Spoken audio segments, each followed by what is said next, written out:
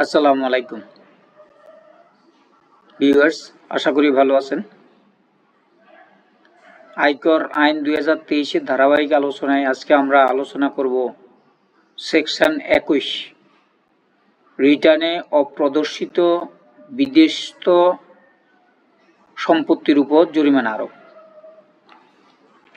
তার মানে এই সেকশনে আলোচনা করা হয়েছে যে আপনি যদি একজন করদাতা, বাংলাদেশি করদাতা হন, আপনার যদি বিদেশে সম্পত্তি থেকে থাকে বাট আপনি আয়কর রিটার্নে এই যাবৎ দেখান নাই, প্রদর্শন করেন নাই, তাহলে আপনার পরিণতি কি হবে?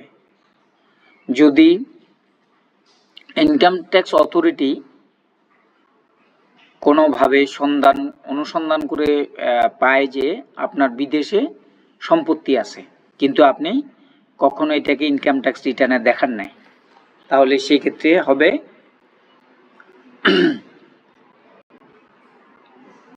উপকর কমিশনার সেক্ষেত্রে কি করবে? আপনার বিদেশস্থ সম্পত্তির ন্যায্য বাজার মূল্যের সমপরিমাণ অর্থ জরিমানা হিসাবে উক্ত করদাতার উপর আরোপ করিবেন এবং আদায় করিবেন। তার মানে আপনার বিদেশে মনে করেন একটা বাড়ি আছে, সেই বাড়িটার সে দেশের ন্যায্য বাজার মূল্য, যদি বাড়িটা ওই দেশে বিক্রি করা হয় তাহলে যেই মূল্যটা পাওয়া যাবে সেটাকে বলা হয় ন্যায্য বাজার মূল্য। যদি সেটার দাম 5 কোটি টাকা হয়, ন্যায্য বাজার মূল্য তার সমপরিমাণ 5 কোটি টাকাই করদাতার উপর কি করবে? কর আরোপ করবে এবং আদায় করবেন। তাহলে কি হলো?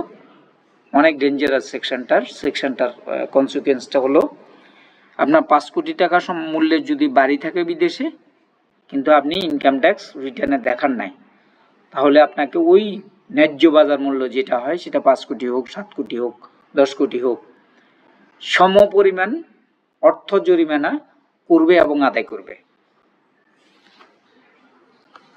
দেন 2 নম্বরে বলা হয়েছে এর বিধান, উপধারা 1 এর বিধান এই আইন বা বাংলাদেশে বলবৎ অন্য কোনো আইনের অধীনে উদ্বুদ্ধ কোনো দায়কে ক্ষুণ্ণ করবেন না। আর কোনো দায় এটার সাথে কোনো সাংঘর্ষিক নাই আর কি, এটা আলাদা একটা দায়। 3 নম্বর বলা হয়েছে এই অধীনে জরিমানা আরোপের ক্ষেত্রে করদাতাকে যুক্তিসঙ্গত শুনানির সুযোগ প্রদান করিতে হইবে। উপকর কমিশনার জরিমানা করার আগে তাকে শুনানি সুযোগ দিবেন যে এটা কোত্থেকে আসলো, সোর্সটা কি, এটা দেখান নাই কেন, এরকম তাকে শুনানির জন্য সুযোগ দিবেন। 4 নম্বর হলো উপকর কমিশনার উপধারা 1 এর অধীনে আরোপিত জরিমানা করদাতার কোনো পরিসম্পদ বা করদাতা পক্ষে অন্য কেউ কোনো পরিসম্পদ ধারণ করিলে তা বিক্রয় বা বাজেয়াপ্ত করিয়া আদায় করিতে পারবেন। তাহলে কি বলা হয়েছে যে যদি উনি এই জরিমানাটা পরিশোধ না করেন তাহলে ওনার এই সম্পত্তিটা বাজেয়াপ্ত করে আদায় করতে পারবেন।